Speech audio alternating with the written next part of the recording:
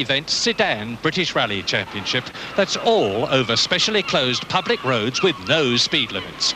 In fact, with speeds of up to 130 miles an hour, the Mopar Manx Rally is the fastest and one of the most demanding in Europe.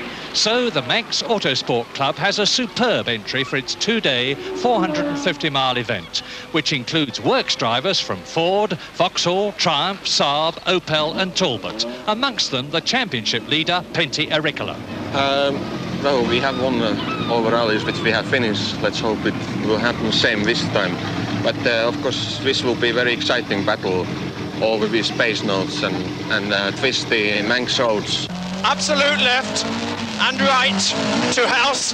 The Manx Rally is the only one in the championship where the driver and co-driver work together with pace notes, like Mike Nicholson and Jimmy McRae. And very fast right long. Well, the Manx, of course, is a different event than the others in the Sedan Championship because we are, in fact, allowed to practice, as you know. And so we spend about a week over here before the event, and we go over every single special stage. And Jimmy calls out as he sees the road, whether it's flat or fast or what's over the next brow and so on, and I write it down. Then we check it, and we double-check it, and we triple-check it. And then on the event itself, as we go through the stage, I will call out to him absolute right and left, 100, keep right for absolute left, and so on. So he knows exactly what's over the next brow. He knows just how tight the next bend is. Fast right through gate, narrow. Into fast right long. And fast left. And K left. At night time, the pace notes are more important because every single crest, every blind brow it's dark the other side because the lights will not light it. So it's more important to have the notes correct for the night. You reckon you've got tonight weighed up nicely, don't you? Well, we've concentrated more on the night stages than the day ones in our practice, so we hope it'll pay off tonight. Well, we'll see. This is the start, and there is the clerk of the course, Neil Hansen, setting off Pentti Aricola, the winner in 1977, who fell out in 1978. But at stage 1, Ingebrek, Aricola is very quick indeed at the Abbeylands crossroads. Behind him, number 2, Hannu Mikkola and Arne Hertz in the Ford Escort. They led in 78 but had to retire.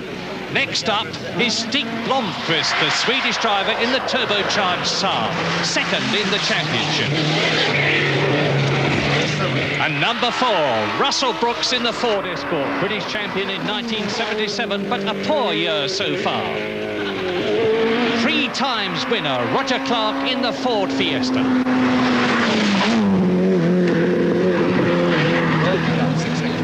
Tony Pond, this year in the Talbot Sunbeam, winner last year in the Triumph TR7 V8. Tough and forceful, John Taylor, Rallycross and Tarmac champion of Ireland. And here's the new Finnish star, son of a famous father, young Henry Toivonen, Ford Escort. Graham Elsmore, it's his first Manx drive in the Works TR7 V8 Triumph. And the man who won every Group 1 event of 1978, Brian Kalchith. But on to stage 3, Thortywell near Sulby, Russell Brooks is first. So where is Pentti Aricola? Where is Hannu Mikkola? And where is Stig Blomqvist? Who's up next? And it's Tony Pond, driving at 10 tenths and leading on time, and it looks as though the first 3 are out already. That's Derek Boyd in the checkered flag Triumph TR7 V8 going very well indeed. Away goes the Triumph, and you can see the power of the car as towards us with no number, Malcolm Wilson, and he's smoking badly from the exhaust. That Vauxhall Chevette is number 12, Jimmy McRae, ahead of his team leader, Pentti Aricola.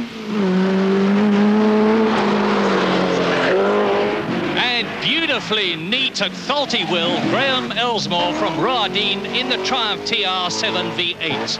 That's a works car, and there's another. Terry Caby's British Leyland Triumph cleaning the windscreen as he goes away towards the right-hander, and there is Pentti Aricola out already. So what's happened?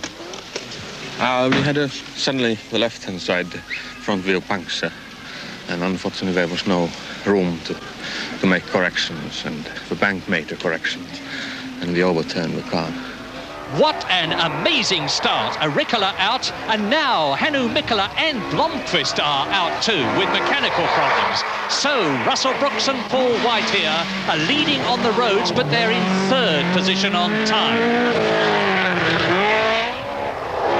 Brooks leads on the roads, but Tony Pond and co-driver Ian Grindrod, crouched down in the 240 horsepower Talbot, are leading the Manx Rally on time after days of intensive course checking, driving for a fair first win in the Talbot.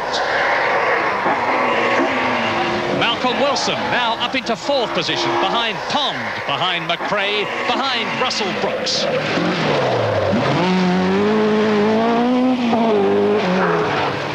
Jimmy McRae, the tough man from Lanarkshire, second position, heating engineer. It's his 5th year of rallying, taking up the challenge that Auricola led for Vauxhall with a vengeance. And in the TR7 V8 that's ideal for tarmac going, like the Manx Rally, Graham Elsmore's going well, but he has had severe gearbox trouble and it's slowing him down. Graham Elsmore sitting on the right-hand side of the car, but on the left here, left-hand drive Ford Escort, number 8, Finland's Henry Toivonen, and he's dropped down the places because he's had a puncture. Toivonen in one of the many powerful Ford Escorts, and this is the only rear-engine Porsche in the rally. John Price, the driver, number 21. And that is number 7, John Taylor, and the misnamed, very tall Phil Short, and they are obviously in trouble from their position. 21, John Price, ahead of number 7, John Taylor. Taylor, the Irish tarmac champion, and there is Irishman Brendan Fagan in the patriotically painted Escort, with petrol pouring from the rear of the body.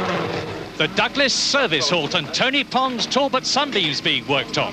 Well, we're changing from a rose joint, which is a sort of metal bush, to rubber. And we hope that that'll stop the sort of bump steer characteristics. How long have you got in this service area now? About another 20 minutes. And is that enough to do what you want? Yes, we can change the rack and change the suspension in sort of 15 minutes, no problem. Hannu, the Manx is definitely not your rally, but last time at least you lasted until the night. What's happened this year?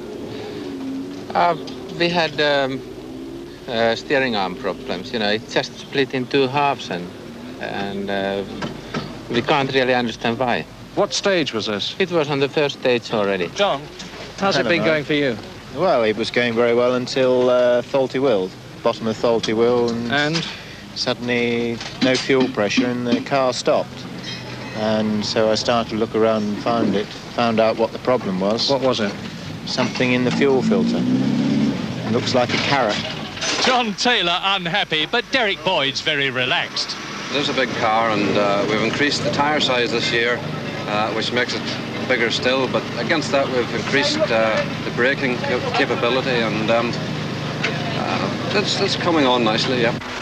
Stage 8 out of 37, Ingebrek 2, and Russell Brooks is now battling with Jimmy McRae. He's been up to second, but now he's down to third, as the leader, Tony Pond, from Marlow, international rally ace and 1978 Manx winner, leads by some 30 seconds. And here is Roger Clark from Narborough, forcing on in the Fiesta, but well down the field. Derek Boyd up to 7th in the checkered flag trial. And there is Jimmy McRae, very much the Vauxhall number 1 now, second and revelling in the Chevette's speed and power. Graham Elsmore, 5th position in spite of the gearbox change, fresh from winning the Peter Russick Rally. And Malcolm Wilson, 4th position in spite of consuming gallons of oil.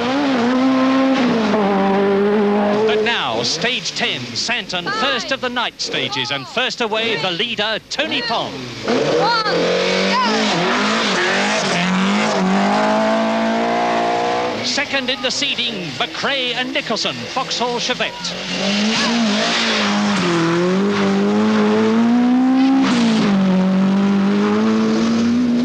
Third in the rally, Russell Brooks and Paul White, 2 seconds down on McRae. And with over 300 horsepower under his foot, away goes Graham Elsmore in the trial.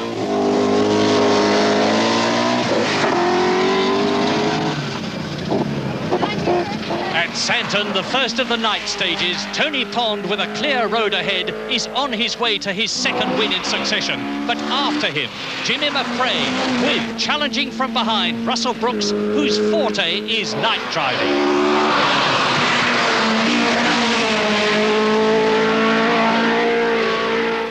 Sensationally, on the night run, out goes the leader, Tony Pond. Out goes the fourth place man, Malcolm Wilson, and out goes Derek Boyd in 7th position. The Manx is turning out to be a real car breaker. So, at the start of day 2, getting ready for the last 14 stages, the new leaders, Russell Brooks. Yes, pretty well now, although I think it's going to be a very, very hard battle today with Jimmy McRae. He's going incredibly well. We're only 42 seconds ahead of him, which really is absolutely nothing. One puncture could ruin that completely. So, Jimmy McRae gets away in the Vauxhall Chevette. 42 seconds down on Russell Brooks after the night run. Onto the ramp. And at Brandywell, Brooks, who comes from Inkbarrow and has been a Ford Works driver since 1977, shows that he means to break his run of bad luck and win.